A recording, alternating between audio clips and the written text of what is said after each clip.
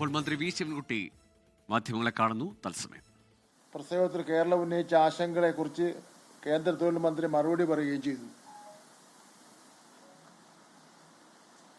കേരളം ഉന്നയിച്ച പ്രകാരം ട്രേഡ് യൂണിയനുകളുടെ ആശങ്ക പരിഹരിക്കാൻ അടുത്ത ദിവസം തന്നെ ട്രേഡ് യൂണിയൻ പ്രതിനിധികളുടെ യോഗം വിളിച്ചു ചേർക്കുമെന്ന് കേന്ദ്ര മന്ത്രി അറിയിച്ചിരുന്നു. എന്നാൽ അത് നടപ്പിലാക്കാതെയാണ് പൊടുന്നനെ കേന്ദ്ര സർക്കാർ വിജ്ഞാപനം പുറപ്പെടുവിച്ചിരിക്കുന്നത്.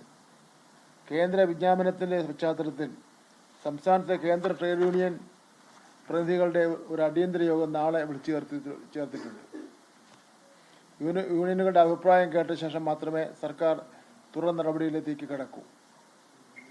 കൂടാതെ ഈ വിഷയത്തിൽ ദേശീയതലത്തിൽ ശ്രദ്ധ ക്ഷണിക്കുന്നതിനായി തിരുവനന്തപുരത്ത് ഒരു ദേശീയ ലേബർ കോൺക്ലേവ് സംഘടിപ്പിക്കുവാൻ തീരുമാനിച്ചിട്ടുണ്ട്.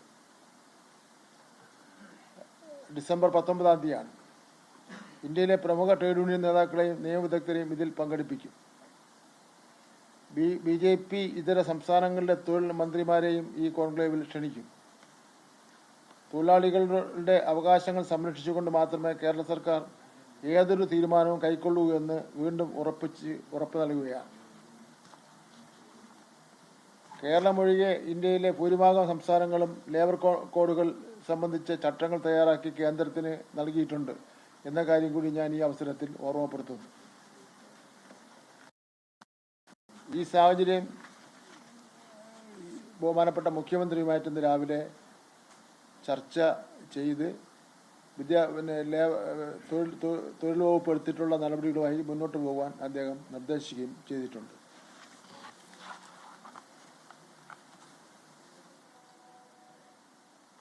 സ്കൂളുകൾ അനുവദിക്കണമെന്ന സുപ്രീം കോടതി വിധി പ്രായോഗിക വശങ്ങൾ പരിശോധിച്ച് പുനഃപരിശോധന ഹർജി നൽകുന്നത് പരിഗണിക്കും. വിദ്യാഭ്യാസ അവകാശ നിയമം കർശനമായി പാലിച്ചുകൊണ്ട് LP UP സ്കൂളുകൾ ഇല്ലാത്ത പ്രദേശങ്ങളിൽ അടിയന്തരമായി സ്കൂളുകൾ ആരംഭിക്കണമെന്ന ബഹുമാനപ്പെട്ട സുപ്രീം കോടതിയുടെ വിധി സംസ്ഥാന സർക്കാർ ഗൗരവമായി പരിശോധിച്ചു വരികയാണ്. മലപ്പുറം ജില്ലയിലെ ഏലമ്പ്രയിൽ സ്കൂൾ അനുവദിക്കുന്നതുമായി ബന്ധപ്പെട്ട കേസിലെ വിധി മാനിക്കുന്നുവെങ്കിലും വിധിയിലെ പരാമർശങ്ങൾ കണക്കിലെടുത്ത് പുനഃപരിശോധന ഹർജി നൽകുന്ന കാര്യം സർക്കാർ സജീവമായി പരിഗണിക്കുകയാണ്. വിദ്യാഭ്യാസ സൗകര്യങ്ങളുടെ കാര്യത്തിൽ ഉത്തരേന്ത്യൻ സംസ്ഥാനങ്ങളിലെ സാഹചര്യമല്ല കേരളത്തിലുള്ളത്. National statistical office, NITI Aayog എന്നിവയുടെ കണക്കുകൾ പ്രകാരം കേരളം വിദ്യാഭ്യാസത്തിൽ ബഹുദൂരം മുന്നിലാണ്. 100% സാക്ഷരതയോടെ കേരളം ഇന്ത്യയിൽ ഒന്നാമതാണ്. ദേശീയ ശരാശരി എത്രയോ താഴെയാണ്. കേരളത്തിലെ ജനവാസ കേന്ദ്രങ്ങളിൽ ഭൂരിഭാഗത്തും 1-2 കിലോമീറ്റർ ചുറ്റളവിൽ സർക്കാർ എയ്ഡഡ് സ്കൂളുകൾ പ്രവർത്തിക്കുന്നുണ്ട്. സ്കൂൾ കൊഴിഞ്ഞുപോക്ക് കേരളത്തിൽ ഏതാണ്ട് 0 താഴെയാണ്. 0 താഴെയോ അടുത്തോ ആണ്. ഇത് ദേശീയ സാഹചര്യങ്ങളെക്കാൾ എത്രയോ മികച്ചതാണ്. അതായത് സ്കൂൾ ഇല്ലാത്തതിൻ്റെ പേരിൽ കേരളത്തിൽ ഒരു കുട്ടിക്കും പഠനം നിഷേധിക്കപ്പെടുന്നില്ല. മലപ്പുറം ഏലമ്പ്രയിലെ സ്കൂളിൻ്റെ കാര്യത്തിൽ അവിടെ സൗജന്യമായി ഭൂമിയും കെട്ടിടവും ലഭ്യമാകാമെന്ന് തദ്ദേശ സ്ഥാപനം അറിയിച്ച സാഹചര്യത്തിൽ അത് പ്രത്യേകമായി പരിഗണിക്കും. വിദ്യാഭ്യാസ അവകാശ നിയമം നടപ്പിലാക്കുവാൻ പ്രതിജ്ഞാബദ്ധമായ സർക്കാരാണിത്.